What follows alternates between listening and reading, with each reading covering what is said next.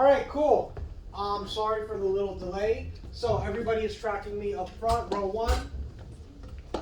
Branner, that's 1. That's a deduction. I need you to take the hood off. I need you to track me. Row 1 is there. Row 2, great job. Row 3, Adama, great job. And we are tracking Miss Gonzalez in the back so she can pull the group. Mo, Branner. Aiden, do you want to come with me? Okay. Mo, Branner, John Carlos, and Miriam. Excellent. Those who heard their name, get your pencils, get your packet, and walk. You are there in 3. Do you want to stay? You are there in 2. Do you want to come with me? You are there in 1. Great job. Everybody else tracking the screen. Can I have someone read with a loud, proud voice? Michael's ready to read. Chelsea's ready. Ethan's ready. Shane is ready. Let's give it to Shane. Shane, loud and proud. Everybody tracking the screen or your paper, go. Why were camels preferred over other animals when trading between long distances? Excellent. If you have any prior knowledge on why people always pick camels, why not horses? Why not cows? Why not buffaloes? Why camels? And in case you're super confused and you're just like, I don't know, bro. I don't be studying camels. This is supposed to be history. I have a cool video. So let's track the screen. I'm going to give 2 thrive points. If everybody's tracking the screen at a level 0, let's jump into it. As soon as we get the volume on. Are there animals that do not have to drink at all? No, in animals that live in the desert. How do animals survive the heat? A desert is a landscape with hardly any rain and very few plants. Some deserts are so hot that the rain evaporates before reaching the ground. During the day, temperatures can reach 120 degrees Fahrenheit. At night, they can be as low as 24 degrees Fahrenheit. The largest deserts are the Sahara in North Africa, the Gobi Desert in Asia, and the Kalahari Desert in the south of Africa. In the extremely dry and hot sand deserts, it's nearly impossible to find some food. Oh, that's hot. Ooh, that's hot. Ooh, that's hot. Therefore, many animals live on the rim of those deserts. Desert grass, cactuses, agaves, and thorn bushes grow there. How do animals survive in the desert? Camels are perfectly adapted to the life in the desert. This is why they're often called ships of the desert. They can spend weeks without any water and food. But not me! Where's the next supermarket? Their feet are so soft that they broaden when touching the ground. This helps them not to sink too deeply into the sand. Not even a sandstorm affects them, as hairs in their ears and their eyelashes keep away sand and dust. This ground squirrel lives in the deserts of Africa. It's active during the day when the desert ground can reach temperatures of more than 140 degrees Fahrenheit. But the ground squirrel had... Excellent. Going back to our question, and from we learned from the video, or what you might already know, write your answer down. You have 1 minute, go. Shout out to Shai. Been writing as soon as he got the information from the video. Shout out to Adama, working urgently. Shout out to Ethan, who is already giving me the thumbs up, and he'll be the first person to share. I am looking for one scholar. Come on, we're going to write, buddy, because I'm going to give you a good grade. I'm looking for one scholar to finish this sentence. Camels are the what of the desert? Michael. Ships of the desert. Great job. +2, Michael. Amazing. Everybody else, we have 30 seconds left. Write your ideas or keep them in your head as we get ready to share.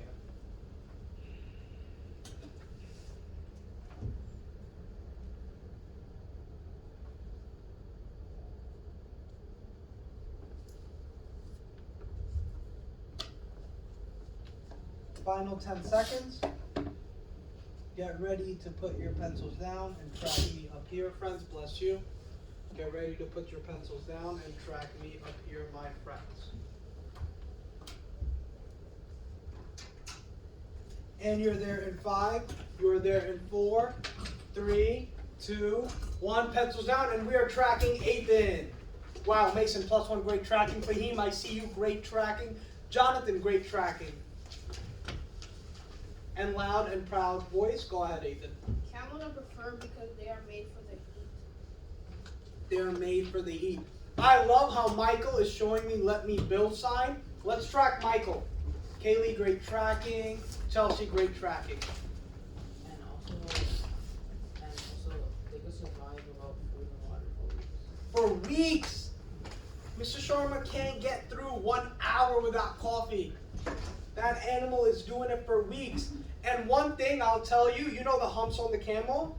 That does not have water in it. That has fat stored in it. A lot of people think it's water. It's actually fat. Right? Chelsea wanted to build. We're tracking Chelsea. It wasn't in the video, but it was in our last part that they can be useful. Like if you're Miss Carrera. With Miss Carrera. like We're tracking Chelsea. Great job. Sorry to cut you off, kid. Adama's tracking. Great job. Jonathan, great job. they could be important because when you're in the desert and like you said before, like if there's like sandstorms and stuff, you can't survive like a sandstorm. So if you have a camel, you could cut their belly and then you take out all of their intestines and then you climb inside. And we're tracking Maimuna, who's going to close us out. Wow. Michael, great tracking. Mason and Muhammad, great tracking. Love it. And they're used to long distances. Yeah, they're used to traveling long distance. Track me. Remember, the Sahara is just as big as the U.S. So just think about a place from New York to California with sand and desert all the way in between. That's a big walk, folks. All right, cool. So let's jump into our reading for the day. But like always, before we start reading, we always look at our exit ticket question first. Can somebody read the question we're trying to answer as we actively read? Chelsea's ready to participate. Let's do a little cold call. Let's give it to Adama. Adama, can you read it for me loud and proud, the exit ticket question?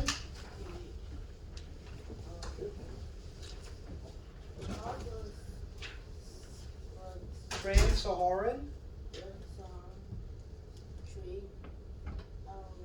arise. Excellent, great job. Let's have Shane read the question for us one time on this side as well. How did trans-Saharan trade arise? Excellent. And let's have Shai read it one more time as well on that side. How did trans trade? Excellent. Quiet College Arm, who can ask this question in your own words? What is this question asking us? Where's the best place to make TikTok videos in the Sahara? No, Kaylee.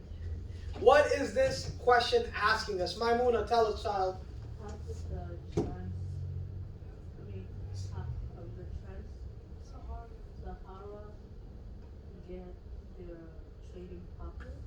Yeah. How did trade start in the Sahara? Simply put, how did trade start in the Sahara? Or why did trade start in the Sahara? This is the question we're going to be actively trying to answer as we read our two sources and we watch a really cool video towards the end. But once again, the question we're trying to answer is how did trade start in the Sahara? Did one day a person just wake up? I'm going to trade. What made that person say that? What things, what events? Those are the things we're going to be discussing today.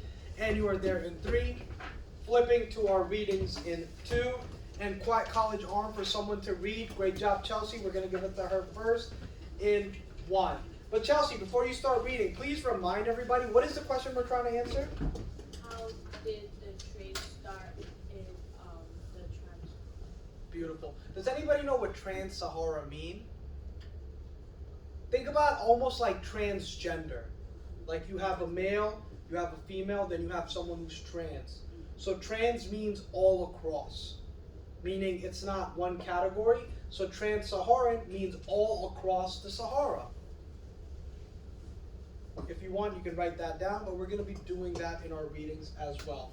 Cool. So you're tracking the screen or your paper in 3, pencil in one hand in 2, and Chelsea is reading in 1. Trade was a major factor in the rise of kingdoms in West Africa. Uganda, Mali, and Sahara were all trading powers that ruled over large areas. Historians often refer to them as empires as well as kingdoms. Stop right there. What are the kingdoms that this article is referring to? Chelsea knows. Anybody else? Shane knows. Anybody else? Think about what we circled. What are the kingdoms that they're referring to? Ethan knows. Let's give it to Ethan. Ethan, can you name those 3 kingdoms? Ghana, Mali, Shanghai. Yeah. So Ghana,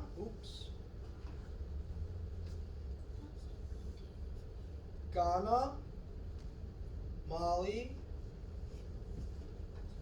and Shanghai are what? Are what? What are they, Ethan? Kingdoms Are kingdoms where? in West Africa. Love it. And you can put W.A for West Africa just to make it a little shorter. And you are there in 3, you are there in 2, and you are there in 1. So far we've learned that trade rose in these 3 kingdoms, right? Now let's find out why. As you're tracking your screen or the screen in 3, pencil in one hand in 2, and Chelsea is reading in 1. How did the first kingdoms develop? The rulers of some trading cities in West Africa became wealthy by collecting taxes from the goods that were bought and sold with their wealth. They could afford to raise large armies. These armies could conquer other trading areas nearby. Then the rulers could take over the trade of those areas and become even wealthier. Excellent. So, why do you think these traders were paying tax to the kings in these kingdoms? Why?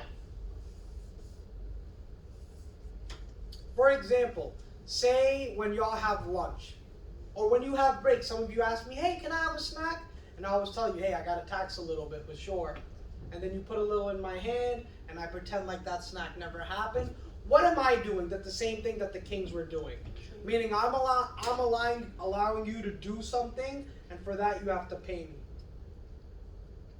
So why were the traders giving tax to the kings? Because the kings were providing a what?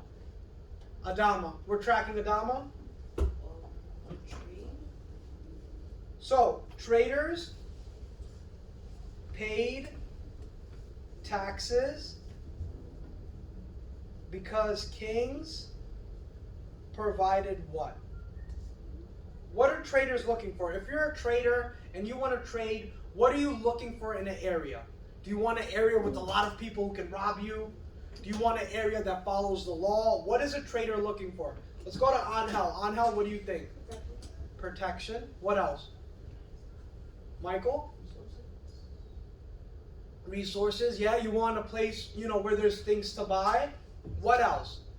Say I provide a safe area. You're protected. But I'm like, hey, Michael, I didn't know you last year. So you're going to have to give me 3 pieces of candy compared to, hey, Kaylee, you know what? You don't got to give me candy, girl. We've been knowing each other. So what do I also have to be as a king? I have to be? Fair. Fair. Provided fair. Trading rules.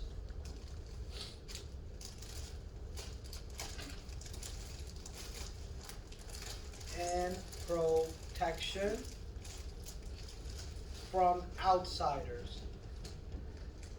Right? So that's what a lot of these kingdoms did the traders for, right? They were like, hey, you can't trade out there, you're going to get jumped. Come through to the kingdom, right? We got soldiers everywhere, we're going to hold you down. And on top of that, we're going to make sure everything is fair. Everything is just. Because if you're a trader, you're not going to go to a place that's not just. Right? All right, you're there in 3. You're there in 2. You're there in 1. I need another reader, Quiet College Arm. Charles, you are incredible, but let's give somebody else a shot. Maimuna, go right ahead. I love it. Rulers, second paragraph. You're tracking the screen or your paper, pencil in one hand in 2, and reading in 1. Go. Rulers also collected tributes from the people they Conquered. conquered. The payment of the tribute was a sign that the rulers accepted the king's authority. Tributes could also pay for protection from outside attackers. West Africa kings were both the political and the religious leaders of their kingdom. They were believed to have special powers given to them by their gods. Stop right there. What is tribute? When you have to pay tribute, it's the same as what? Michael. Close, but it's also the same as tax. So I don't want you to get confused. Tribute and tax, said differently, mean the same thing. Tomato, tomato, tomato, tomato. It's the same thing. Another thing, what did these West African kings, which most kings and queens believe? That they were what? That I am chosen by God.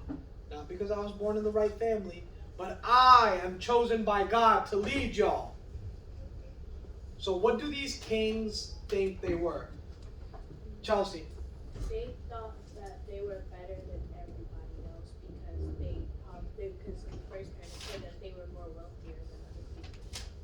Yeah. So they thought that they had more power. Kings were under the impression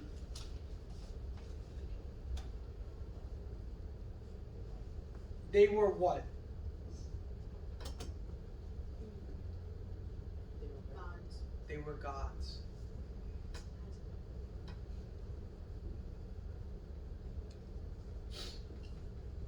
Back in the day, before people, remember, education is a very new thing for people like us, meaning for people in the middle class. 100 years ago, middle class children did not get an education. It was only if you were rich. Right? So back then, people didn't know how to read or write. They didn't know any of these things. So if a king said, I am from God, you'd be like, oh, okay. Well, he is ruling us. Makes sense. Right? Nowadays, we got people cursing out our president. You see how much education can help and change things? We went from thinking our leaders are God-given to be like, I ain't vote for this man. Ill. Shout out to education. All right, we are reading in 3, tracking the screen or your paper in 2, and 1, go. They performed religious ceremonies to please the gods. As the king conquered more territory, the kingdom grew into an empire. Sometimes a king set a governor to rule a conquered area. Flip. Sometimes he allowed conquered people to rule themselves. Excellent. Now I need a reader for the next paragraph. Shane, go right ahead. Becoming part of a kingdom or an empire had disadvantages. One was the obligation to pay tribute. Another was that men had to serve the king's army, but there were advantages as well. Excellent. What is this? What is this? Is it an advantage or a disadvantage? For example, if we're all a little village and we have to pay tax to Mr. SK, and every month he comes to Cornell and he's like, give me the money and I need at least one person to serve in my army. So is this an advantage or a disadvantage? When I have to give up my people, when I have to give up money. Let's do a little clap, clap show. Y'all ready? Elbows up, elbows up. If we're all in sync, we all get our team point. Ready? Go. Kaylee, you're saying no. Why no? Why no? Why is it an advantage or a disadvantage that I have to give up my money and people? Yeah, anytime you have to give something up, it's clearly a disadvantage. So everybody write disadvantage of kingdom. And you're there in 3. You're there in 2. You're there in 1. And you are reading in 3. Your X, the K is an X. Oh no, it's a K. It just looks like an X. Trust me, that's very much of a K. Just the Sharma K. Thanks for the push though. I appreciate you. Alright. Tracking the screen or your paper in 3. Pencil in one hand in 2. And reading in 1. Go. But there were advantages as well. Kings provided protection from the conquered territory. Armies made sure trade routes were safe, and they kept out raiders and foreign armies. Wars between small cities ended. Kings collected luxury goods from their subjects and passed them out fairly throughout the kingdom. They also gave expensive presents to their governors. they Stop right there. So is this an advantage or a disadvantage? Chelsea says advantage. Advantage, why, Chelsea? It's an advantage because even though they were giving up their stuff, they still got to get protection. Yeah. They got to make sure that the trading routes were safe. In turn, the king would even give a lot of his subjects his own material, his own luxury goods, right?